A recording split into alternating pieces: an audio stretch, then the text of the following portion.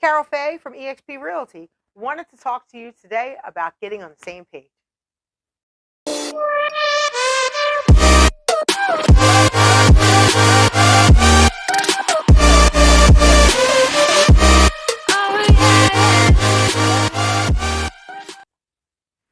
Let's talk about this. You and your spouse and or partner have decided to purchase a home. If you talk to anybody and you ask them what does their dream house look like, that picture in their mind is always different than everybody else's. So you and your husband decide you want to buy a house, and you do not have a conversation about what that looks like to each of you. And you go out and you start looking at houses. Well, this is going to lead to some additional unnecessary frustration for both of you.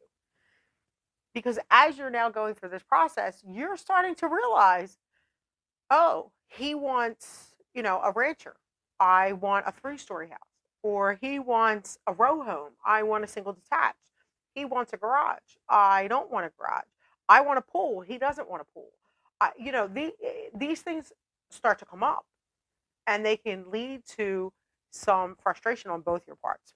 Now, when you couple that with the fact that purchasing a home has so many other emotions going on, it really can take what normally would just be a minor conversation between a couple and escalate it to a full-out war, because you're already processing the emotions of having to spend $100,000 to $20 million. Now you're adding to that the fact that your partner doesn't see that same dream home as you.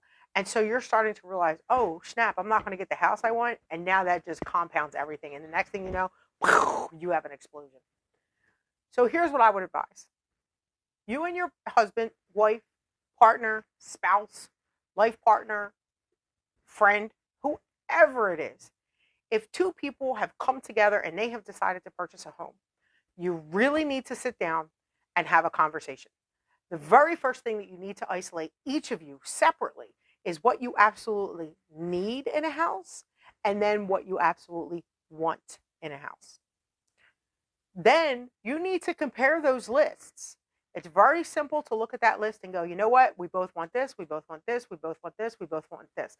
You can knock off most times 60-70% of the things on that need list can get knocked off because they do align. It's that other 30% that'll catch you if you're not careful.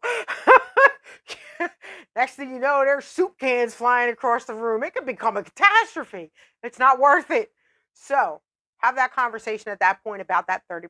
Well, what does that look like to you? How important is that to your partner? How willing are they to compromise on things on the list? So the next thing I always recommend is now start talking about, okay, what are you willing to compromise on? Like, you see my list, I see your list. What are you willing to compromise on? And you also have to be willing to compromise. This isn't just one person's home. This is two people's homes. And you need to align two visions of what that home looks like. This should be done when you get to the point where you're ready to talk to a lender and get a pre-approval. You seriously need to start having this conversation. You seriously need to start looking at style of homes. There's different style of homes. You got Cape Cods, you have ranchers, colonials. You need to kind of narrow down what style of house do you want. Maybe you don't really care if it's a colonial or not, but maybe you do care that it is a rancher or it is not a rancher. Maybe, you don't care if it has a 5th bedroom, but you care if the yard is a certain size. These are things you need to figure out before you start looking at homes. Start getting on the same page. Now, the first few homes you look at are generally going to be used as like a guide, right? Because this is the first time you're walking into a house. You're going to see things that you might not have thought of. And then you're going to see that some of the things you really wanted in a home are missing. At the end of the day, your perfect home is out there. But it might not look in reality how it looks in your head.